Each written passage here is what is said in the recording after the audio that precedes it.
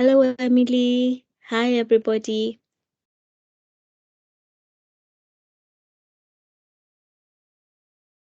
I hope you've had a really good day and you're ready to start learning and being enlightened on everything to do with establishing a culture of safety in your organization. I am just checking that in a few minutes we will be able to start.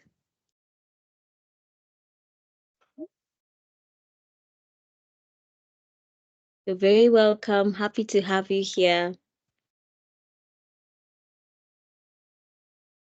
We're just waiting for a few more people so that we can start.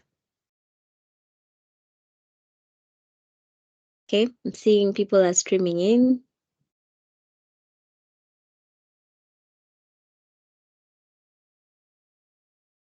Okay. Hmm. Shall we put some music just to give us a few more minutes? Maybe we can start at 7:05. Maybe we wait for 2 minutes.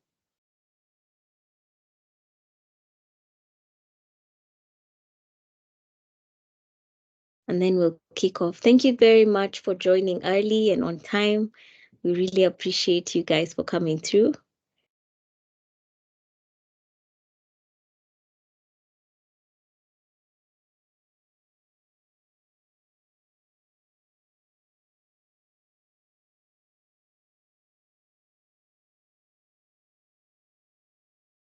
Okay.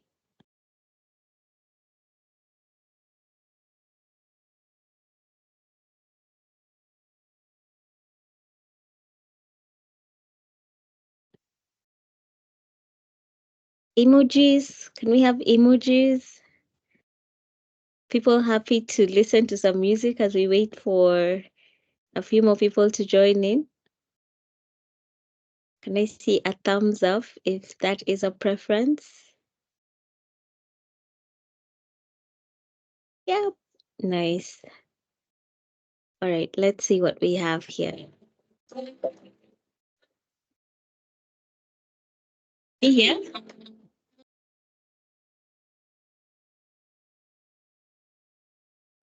Emily, is it audible?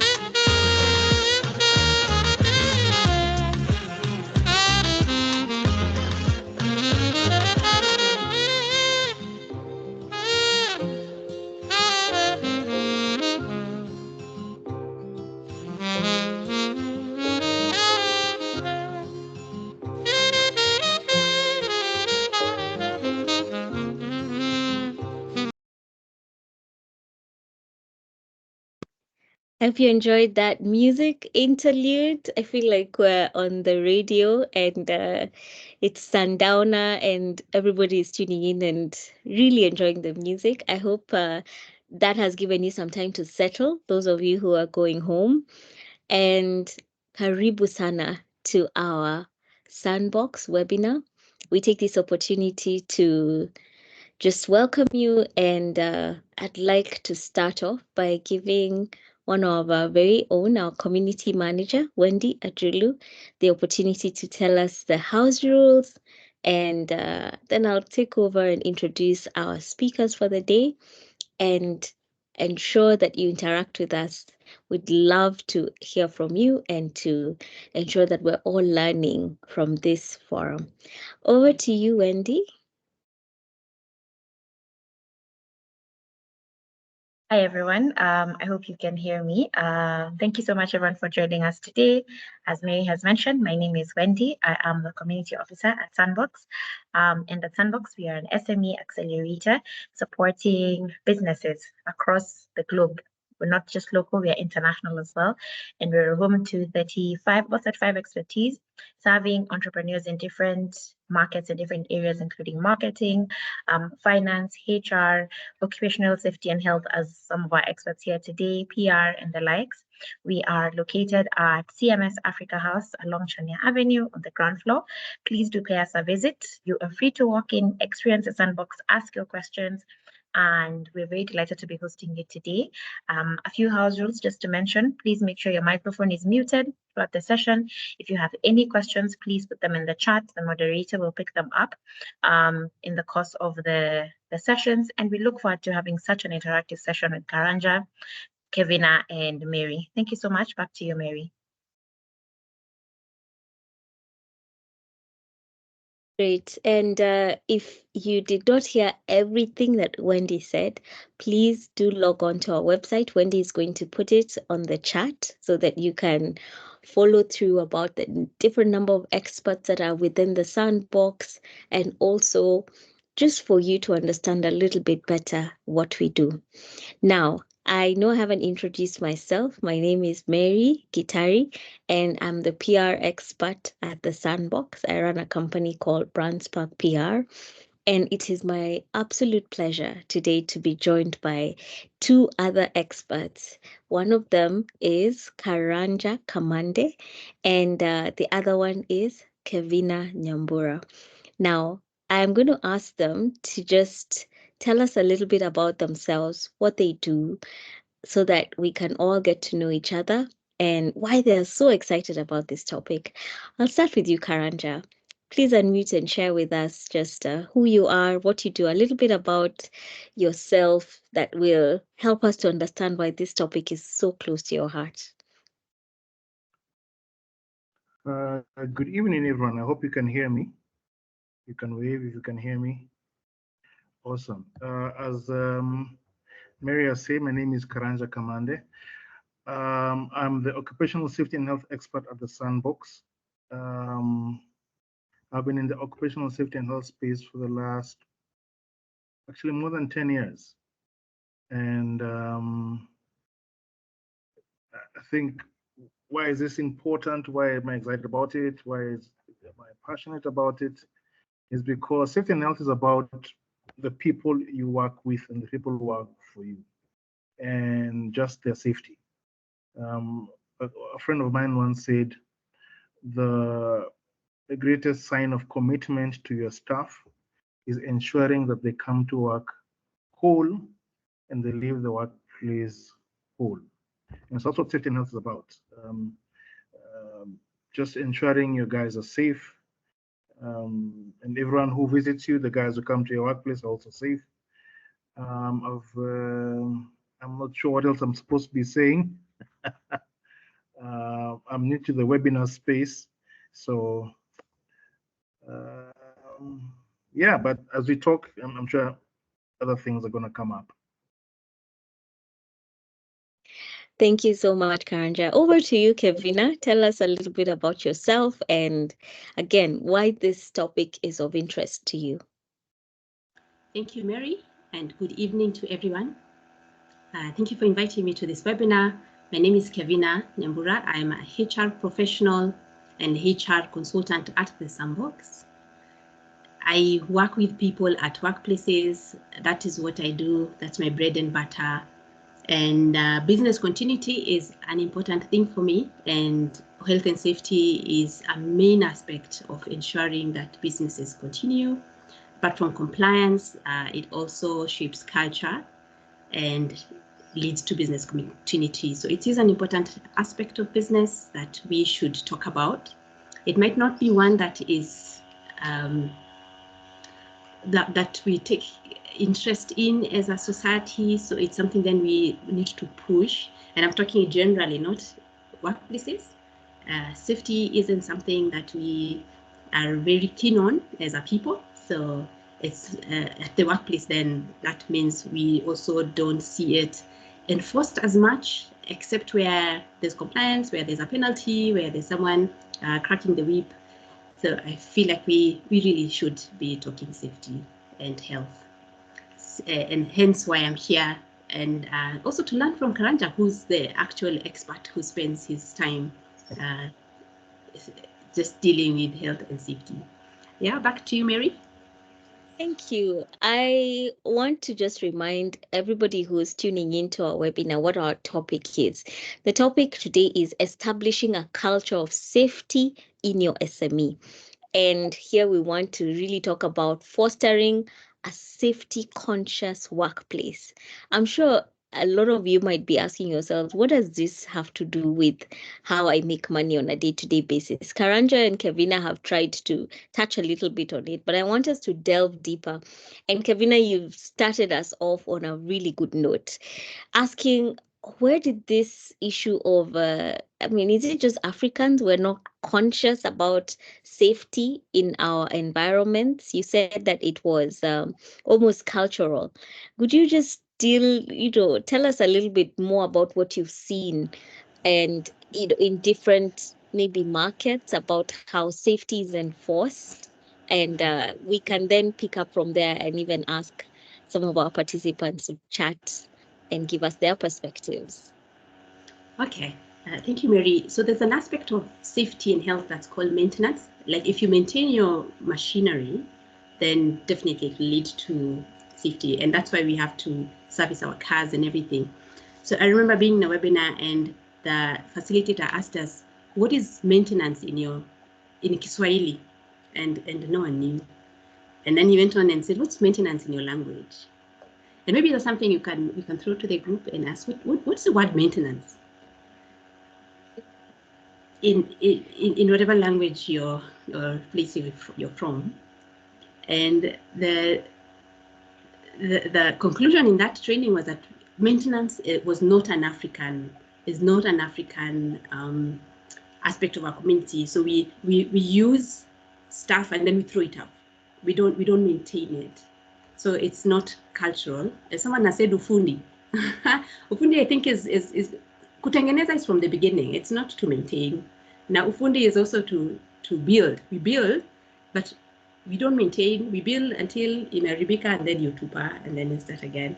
Or by the time you're coming to bring the fundi, it's already spoiled. Yeah. So maintenance is fixing it or not, just taking care of it as even as from the time that it is new. Yeah. So maybe that's linked to safety. I don't know, or I'm not sure about that. But we're just not safety conscious. We look at people on the roads and you can't believe what happened. We look at our matatus and it's unbelievable. So when we come to the workplace, I find that we have to really crack the whip to make people follow safety rules. It's rare that people just naturally follow the rules. Whenever I find compliance, there are strict policies, strict penalties around compliance because it doesn't come naturally. So I think that would be what I would say about workplaces. So wherever we put in effort to create strict policies and go on to enforce them, then I find compliance. And we only do that if maybe there's a law behind that, there's visible risk, so you don't want the cost, But I'd be keen to hear from Karanja. What about me, who's just in the office? Does that apply to me? Yeah. So back to you, Mary. No, I think Karanja should just build up on these thoughts. Yeah. Let me pick up on something mentioned about compliance. So compliance implies a legal requirement. And so for you, the SME with a small shop and a desk, one chair, a small computer, there's a legal requirement. The law says that every workplace in Kenya needs to be registered with the Directorate of Occupational Safety and Health Services. It's a directorate under the Ministry of Labor. So it's one of the labor requirements in the country. Kenya is signatory to many international labor organization charters. And one of the charters that Kenya has signed on to is with regards to occupational safety and health, which then requires the country to have a safety and health framework and laws. And so then that's when we have the small matter of you registering your workplace. Then from there we have the law, and then the law prescribes a variety of things. For example, the law says that every employee needs a workspace of about 10 cubic feet. That's a legal requirement. The law says that every office that you work in has to have proper ventilation. It has to have proper light. The law says that your office needs to be clean. The law even prescribes the number of toilets you're supposed to have based on the number of staff that you have. And it's different for men and for women. And so there are all these things. And the longer I've been in this space, the more I realize the sensibility and the practicality of it. So that the law says, and this is from the top of my head, that if you have got for every 10 men, there needs to be at least one urinal. For every, I think I need to get the numbers out of my head. I think every 5 ladies, they need to have their own wash closet. So that then there are these small things that then make it, the law requires there to be sanitary bins in offices. So if you're an office, so it's all these small things that then, if you think about it, they're not only for your comfort and welfare, but they're also for your safety. So that's the legal aspect of it. If you remember when you were a child and you're in your mother's kitchen, what would happen when you approach the fire or near the hot pot and things? There was, for me, there was a look that you were given that indicated that perhaps there shall be war to be had if you did something. And it's that consequence that made you stay away from the trouble. And the same thing that then applies with safety and health, unfortunately. Though it is for my benefit as an employee and employer, sometimes the consequence is what pushes people to what safety and health. And the consequences, for example, if you don't register your company with the Directorate of Occupational Safety and Health, you can be fined 500,000 bob. And after being fined, if you do not comply, you are charged 10,000 shillings for every 7 days you don't comply. So every 7 days they charge 10,000 bob, 10,000 bob, until the day you comply. The law requires that, for instance, you do a safety audit. And what's the purpose of safety audit? To ensure your workplace is safe. If you don't do that, again, you can be fined 500,000 bob and things like that. The law requires for you to have proper. How many of us remember the Nakumat story? Nakumat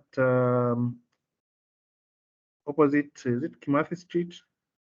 The one that burnt Downtown. Downtown. Why was there why did many people die in that fire?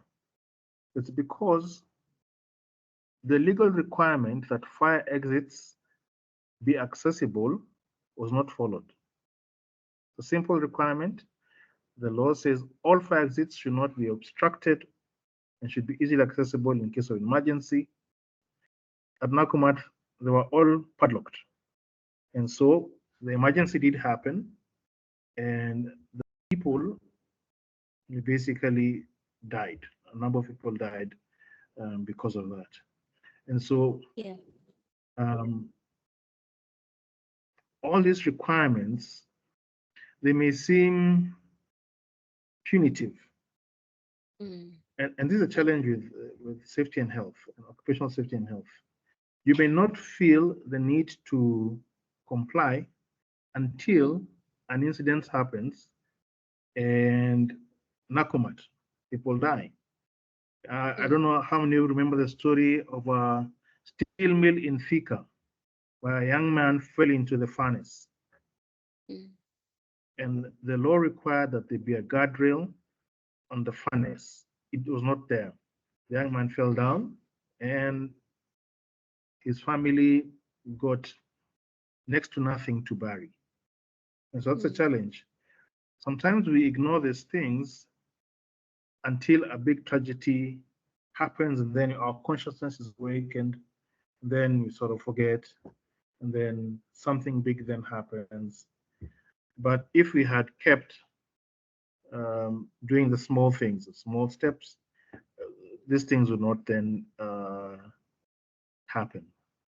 And let me not go on and on. I can go on a number of things, but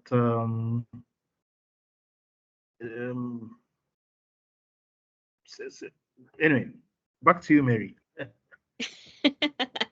I see why this is such an area of passion for you, where people's lives are concerned. Definitely, Yes. we must be able to put in place some measures. And I hear you say that there's a policy that has been put in by the government. I hear you say that there's almost, I want to say, out of that policy, there's recommendations on how each and every workplace, should be able to safeguard its employees. And because we're talking about establishing that culture of safety, how do we then almost go to the very bottom?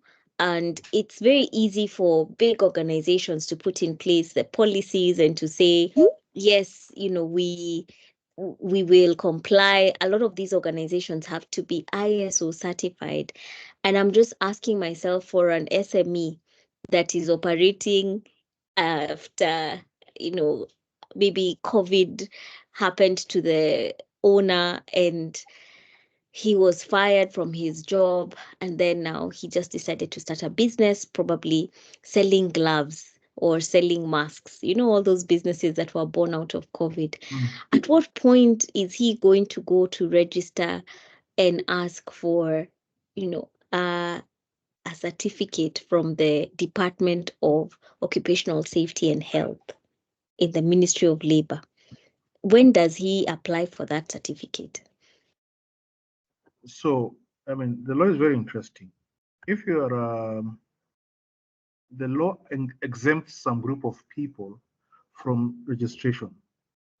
Okay. Currently, the current legal regime is you're allowed to operate without certificate of workplace registration in your first year of business.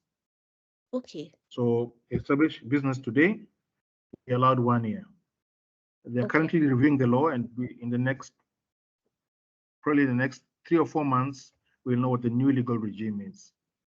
But in terms of just bringing safety into what you do, because safety is for you. Safety is not for the directorate. It's for you. It's also for your staff. I happen to know that Christina works for you, and I'm sure you care about Christina, and therefore it is in your interest that you do everything to ensure that one, she's working in a safe environment. She comes to work, she has a comfortable chair, she has a good screen, that she's not sitting on a chair that is going to mess up her back and things like that. Because those things will affect her productivity. If then she's not being productive, if she's missing work because, I don't know, her back is paining or her eyes can't see, therefore she's not typing well, it affects your production. And so we need to look at safety, and this is why then the question of culture comes in. Yeah. It's not, and for many people, they look at safety as a cost point where you're expending. But safety in the long run is, it saves money, and it improves production and morale within the workplace. And so we need to look at it that way, not just in terms of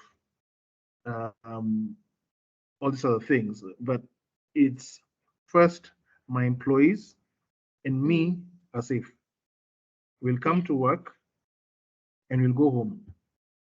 Yes. Without a finger missing or a backache or headaches or migraines because we are on the screen longer than we should. And so so for you, the SME owner, the law is very interesting. It gives responsibility to you, the SME owner, but also gives responsibility to the employees, the people who work for you.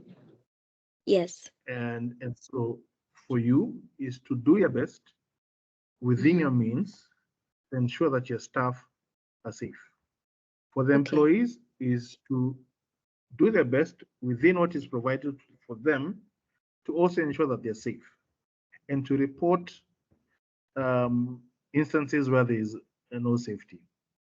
And not many employers like hearing this, but for employees, an employee can refuse to do something if they feel that it is going to affect their safety and or health.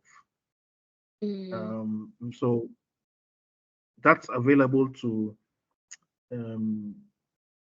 employees. And so I don't know, maybe when I start talking about these things, I can go on and on. What I can do, I'm communicating.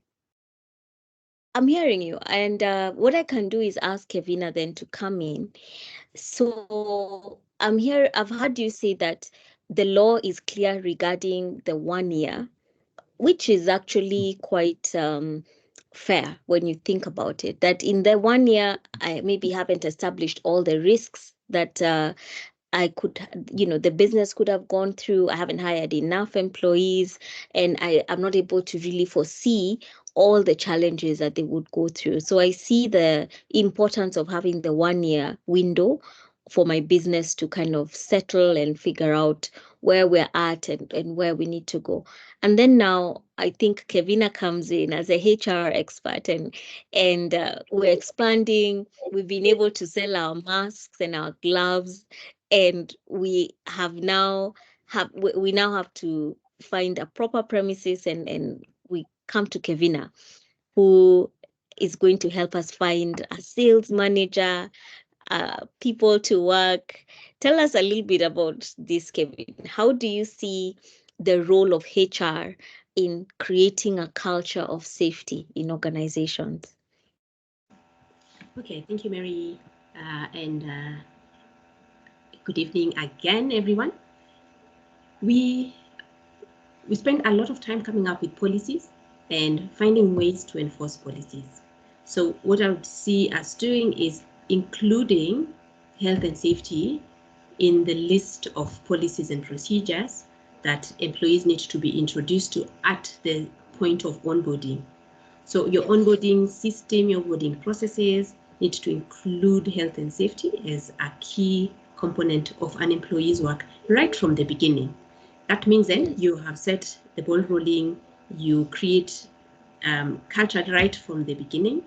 Then the other thing that we need to do, because people forget, is to keep talking about culture as often as possible. So we move on to other training. We train one, maybe it's a one-off once a year. I don't. That's not important. Sorry, that's not effective. And I was working with a team just this week, in fact, on Tuesday, and we were doing performance reviews. And one key KPI for the site manager is safety, and it needs to remain that way. It's one of those KPIs that don't change, because though his score was 100%, like they had not had a safety incident, it's that KPI that you shouldn't let go of or drop guard on, because just one incident would, like if I know Safaricom gives subcontracts to people, and if you just have one incident, they'll take away your contract. So when I talked about business continuity earlier, we're saying that this is so key that you want to talk about it every week. So one of my other clients who they lay Safaricom fiber, they have training every single, I think Monday morning. And it's Monday morning at 7 a.m. Every single Monday morning at 7 a.m. for 1 hour, they talk about safety. Because for them, they know just one incident of safety that involves safety and their contract is gone.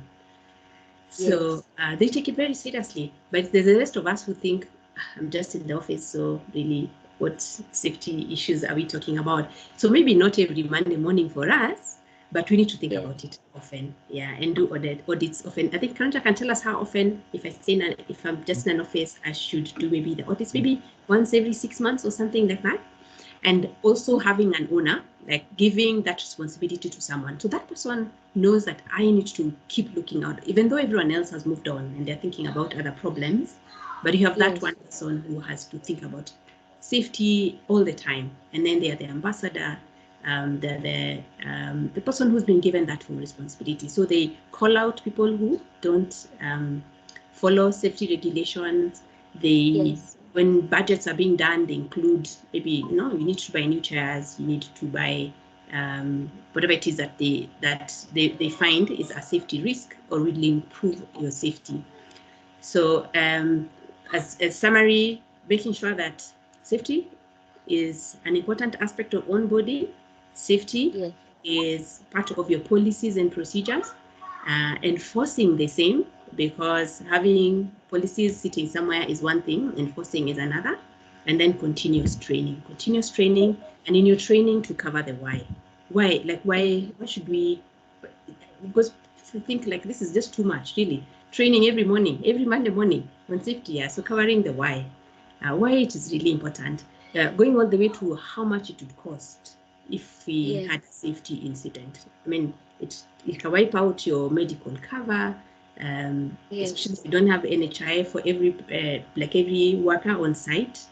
You can imagine how much it can just eat up your full profit of our 1-year project just because there was an incident on site. Yeah, so that's what I'd say in terms of HR and the role that we play. Yeah, back to Mary.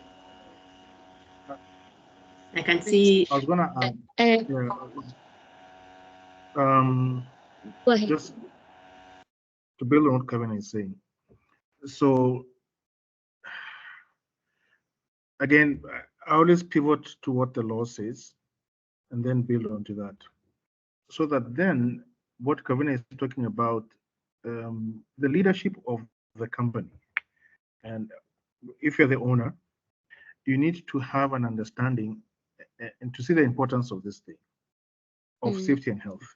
If the leadership and the ownership of the company does not see the value of having safety and health as one of their key pillars and a foundational thing, then basically the plot is lost. Yeah. For me, where in the organizations where the leadership is big on safety and health, more often than not, it cascades down to the lowest level. And it can be the Yeah. multinationals like Safaricom, and it can be the small companies where the leader sees the value of safety and health. Then it's able to cascade downwards. As Kavina is saying, the issue of policy, it is a legal requirement that you have an OSH policy. And if you do not have one, it is a punishable offense. Wow. So again, it starts with the leadership. The leadership sees the value because leadership are the ones who make policy. Once leadership makes a policy, they need to involve the employees because they're the ones who will drive this thing. And as Kavina says, there needs to be ownership. And the law is such that depending on the number of staff, certain things need to be in play. For example, if you have got more than 20 staff in your organization, you're supposed to have a safety and health committee. A committee. A safety and health committee.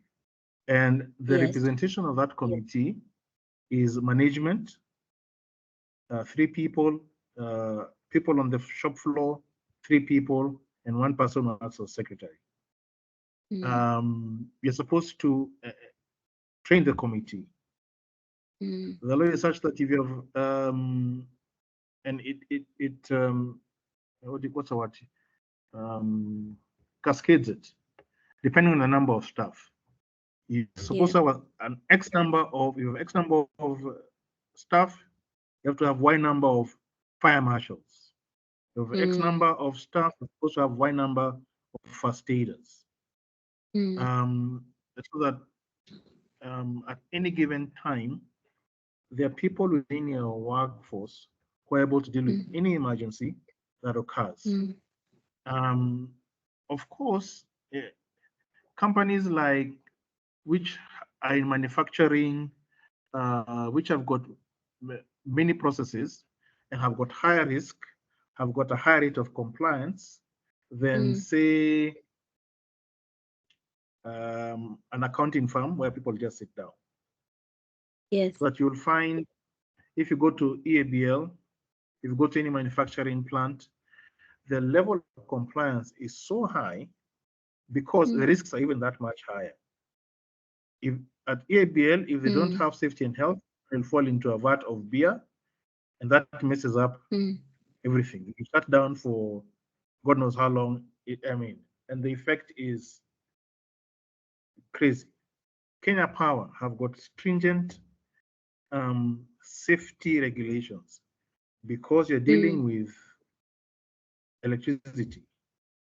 And so again, depending on the industry you're in and the risks they're in, the measures that you take are much higher because one mistake in Kenya Power, you will not only kill your engineers, you can kill a whole community with high voltage.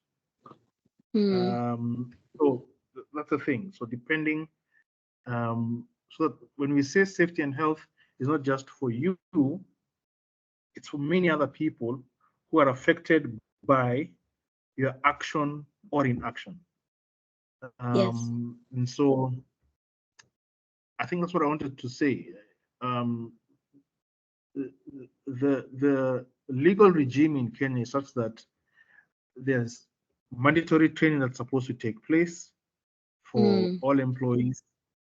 As a owner of a business who has got employees, it is your responsibility to ensure your staff know about your OSH policy, that your staff have an idea of firefighting, that there is someone in the workplace who does first aid, and that if you have got more than one shift, that at every shift, there'll be someone who's doing first aid and a fire marshal.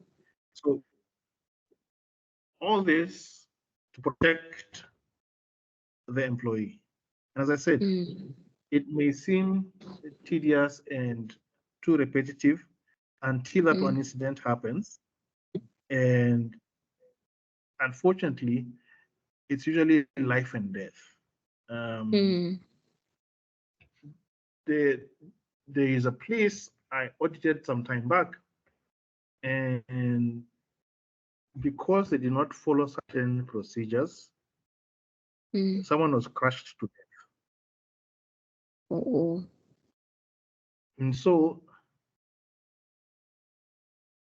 if they had followed that procedure, this gentleman, his wife would not be a widow, his children will not be fatherless, they will not be struggling in life. But because this guy didn't follow this one thing, you have this ripple effect that sometimes you don't think about. His mother in the village is probably going to suffer because he was a breadwinner. His brothers was so that one thing that we did not do right has caused this whole ripple effect. And if you think about it, perhaps it would have costed the organization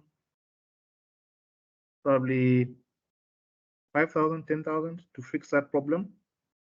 But not a life, a whole life.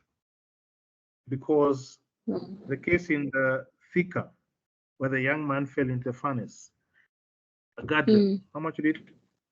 Not more than 10,000. A whole life was lost. These bus drivers who drive for more than 8 hours, that's a safety and health issue. Yeah, because you're supposed to drive after 300 hours, you're supposed 300 kilometers, you're supposed to take a break and sleep. Hello? That's best. Hello? So after, so there are these things that are happening that cost. The effects are too grave, but we don't seem to see it. And so for me, that's where the effect of inaction is too grave. And unfortunately, it happens when we least expect it. But if we had consistently complied and kept up with what was supposed to be done, these incidents wouldn't happen. Yes. And so I could go on, but back to you, Mary. Yes, it is an issue of life and death. And for those of you who are just joining us now, the conversation we're having is about establishing a culture of safety in your SME. And this helps you to foster a safety conscious workplace because, as you've heard from Karanja, who is our occupational health and safety expert, he has really helped us to understand why it is so important. And Kevina Nyambura, who is a HR expert at the Sandbox, is painting a picture where we have to really embed these conversations within our organization. And you don't have to wait until something grave happens. You can have somebody that you assign this so that they always bring it up and it's them to have their eyes on the ground. And I'm also hearing Karanja saying it needs to be a leadership effort, that the leader, the owner of the SME, has to have that as one of their key focus areas. And the benefits are numerous. I think we've talked about the disadvantages of not having a policy in place. We've talked about that you'll be fined. We've said that it could cause a tragedy in your organization. But what are the benefits? I think maybe, Kevina, you had touched a little bit on this, but I'd like to give you a chance to just enumerate the benefits of being compliant. Okay, thank you, Mary. And the obvious one is that your employees themselves would thank you for it and will hold your brand in higher esteem. Like when others are sometimes we ask them, so who's the employer of choice? Who do you consider an employer of choice? That should be among those who are named under employer of choice. So one of the things that I've said earlier is business continuity. That obviously, if you take care of this, then take care of health and safety, your business will be there tomorrow and the next year and the next year, as opposed to if not, and you're found to be not compliant and closed or shut down. So business continuity is a big deal. But even profitability, I'd say, and if I can use the transport industry, which is a business by itself. So it's business owners who own our matatus, the matatus on the road. If you just look at the way they're driven, the lifetime, obviously, it's pretty much shortened. So if your employees are using your tools, equipment, and machinery better, because that's still part of safety, then you'll find that your business will definitely be profitable. And so earlier I was talking about the benefits earlier, and one of the, or even the risks, one of the, or what you need to do, and one of the things you need to do is think about rewards. So rewarding employees who follow the laid down policies and procedures. So if you have systems like that, because that's something that is positive, you reward the ones who follow. So it's not always penalizing the ones who don't, but rewarding the ones. So look out for the good, look out for the ones who are doing the right thing, and find a culture of rewarding them. Then that creates a good environment, good work culture, and even retention for your employees. So following health and safety has its benefits as much as concurrently there are penalties and risks. Yeah, so that's what I'd say. Yeah, back to Okay, I Mary. can see time.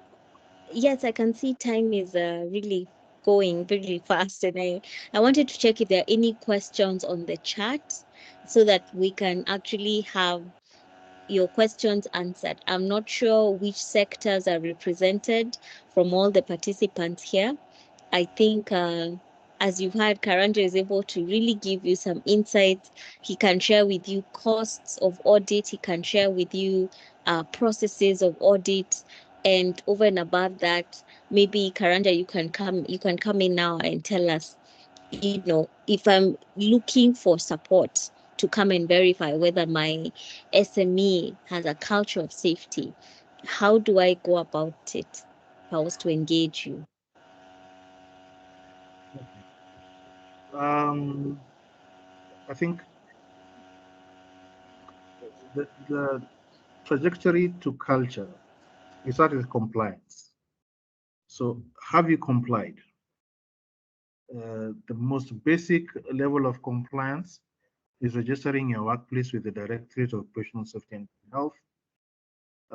If it's the first time you're doing it, it will cost you 6,500 annually. And it's done annually, so the next time it will cost you 5,000 shillings.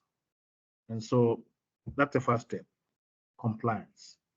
And we're able to help you with that process of compliance. Second step is we can help you with the process of identifying the risks at your workplace. Again, it's a fairly, I know people can complicate it, but it's fairly straightforward. You at your workplace, what are the things that can cause harm? And you then cluster them to biological things, depending on what you do, electrical, chemical, and so there's a whole way that it's a simplified way, so we can help you to then assess risks at your workplace, then work with you to identify how do we mitigate against these risks. if you're able to do that, you're on then the path towards creating a culture. Because culture is built over time. You repeat things, you learn, you repeat some to the point where it becomes part of. If you went to a place like EABL, from the point you enter the gate, if you're an EABL person, automatically you have your hard hat, you have your reflector, you have your safety boots. I mean, it's you don't think about it, but it's taken many years to get to that point, and so we're then able to start in the journey of compliance and then building that culture. And so, I mean, we have the sandbox. Come and visit. Come and visit.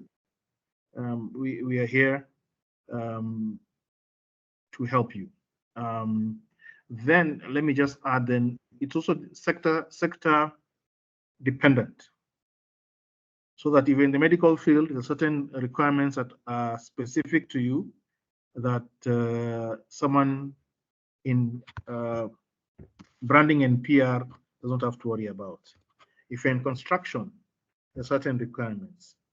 If you're in construction that makes you go above one floor, so that you're working at height, the different requirements. If you're working in confined spaces, different requirements. And so we're able to then help you identify what the different requirements are for the different situations that you find yourself operating in. But again, let me just reiterate, safety is for you as a business owner and for your staff. It's for you and for your staff. It's for your well-being. Yeah. Back to you, Mary. I don't know whether I've communicated. Yes, I've heard Mary you seems say to. that. Okay.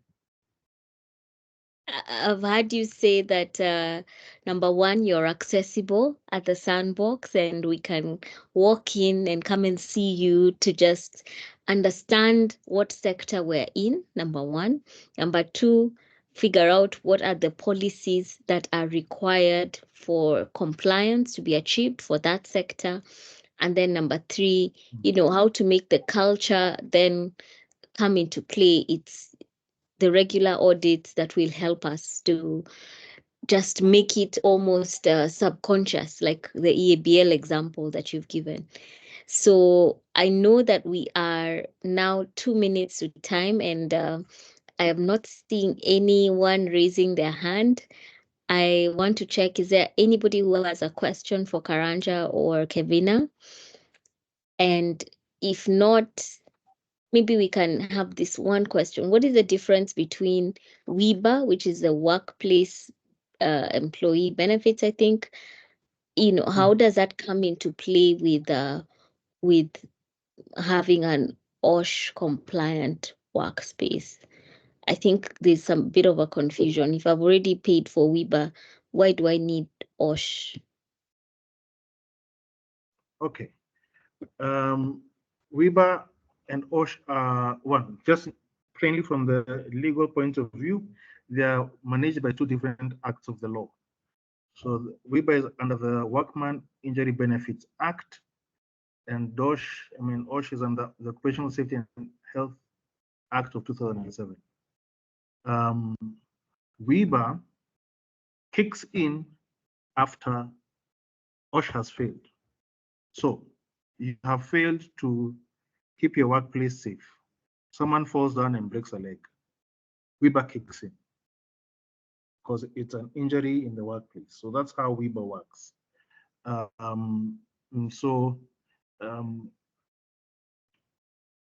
WIBA is a result of, you have not taken the right actions in your workplace to ensure your workers are safe, or something happens in the course of work and someone gets hurt. Both of them are legal requirements.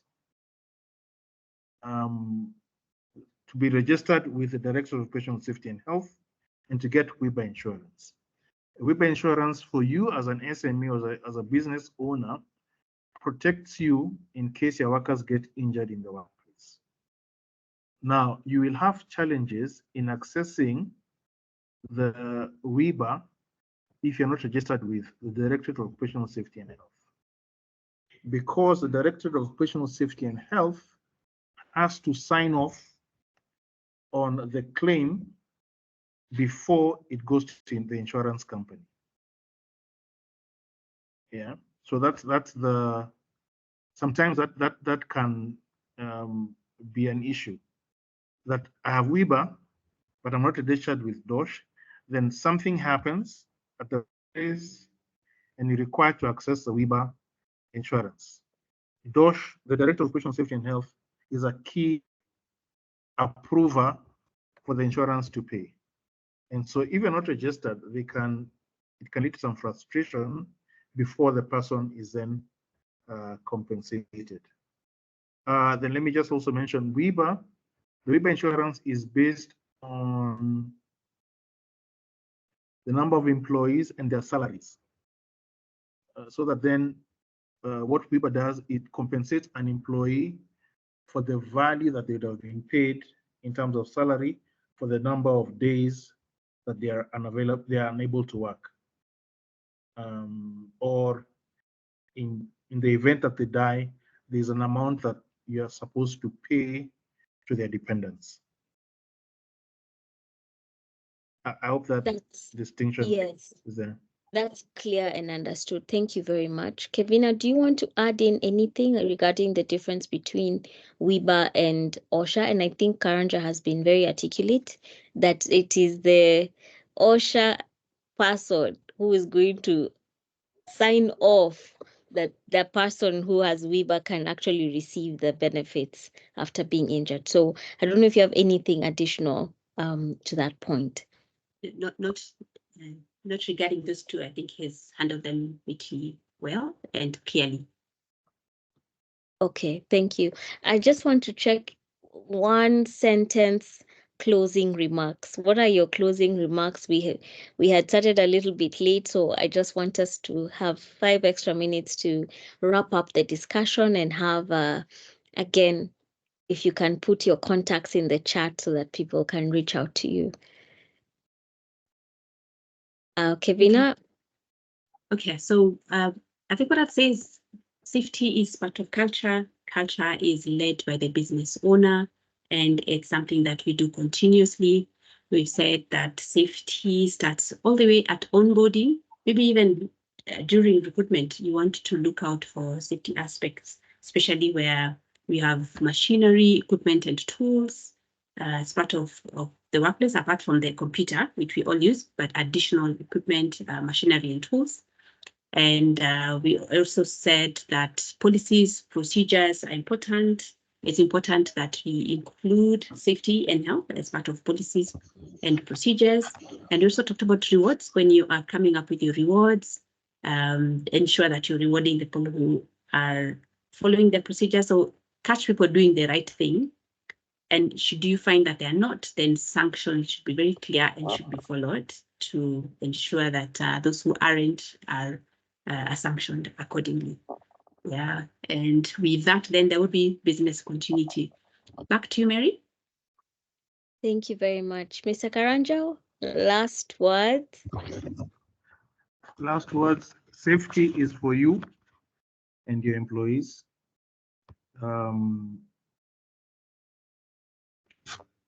Even as you're thinking about your business, you're responsible for the people who work for you.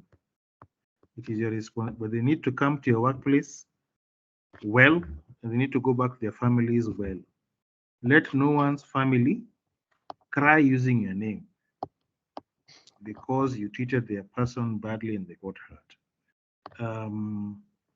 But also then on the positive side is when you have happy, satisfied employees, productivity always goes up. Right. Always goes up. When the employees feel that you care for them and that you're looking out for them, they will look out for you too. Good. And it builds loyalty, and more often than not, profits will go up. Thank you. I hope there you've heard it from Karanja Kamande and from Kevina Nyambura about the importance of fostering a safe, conscious workspace or a safety conscious workspace.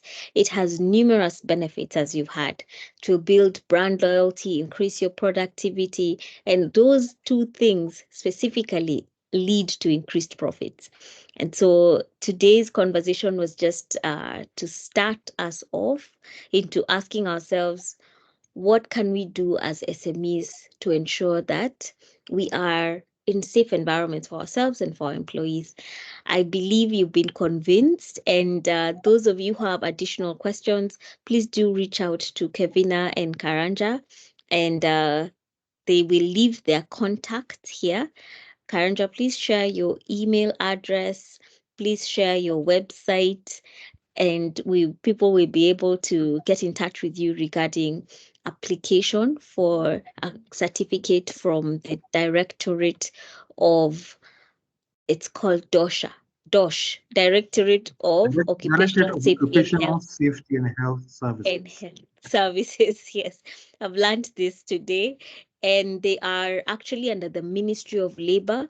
So they are like, as essential as having your business permit. When you go to register from Huduma Center, your BRS, your business, all your permits that are required, you also need to have this one. So remember, at the Sandbox, we're all about ensuring that you have a profitable business, that your business is progressing, not just being profitable for 1 year, but that it is actually a sustainable business that will outlast you. We're very eager to see businesses go from generation to generation, and you can only do this if you start on the right foundation. So I've been your host, Mary Gitari, and I have been honored to have our two guests today, Kevina Nyambura, who runs Fanisi HR, and Karanja Kamande, who is the occupational safety and health expert at the Sandbox. And all their contacts are here. Please reach out to them. I'd like to hand over the meeting to Wendy Ajulu, who has been really kind to manage everything in the back end together with Emily. Back to you, Wendy, and asanteni sana. Thank you so much, Mary. Thank you so much, Karanja and Kevina. All the contacts have been shared in the chat. I can see Emily has shared. So if you'd like to get in touch with us, the email is karibu@sandboxgroup.com. You can also walk in to our offices. As I mentioned at the beginning of the webinar, we are located on Chania Avenue on the ground floor, CMS House, Africa. Just walk in. We'll be happy to connect you to Kevina and Karanja and the 33 other experts that we house here at the Sandbox. Thank you so much for joining us. And yes, the recording will be shared for everyone who attended, just so that if you have anything you didn't catch, you will watch it in the video. Thank you so much and have a lovely night.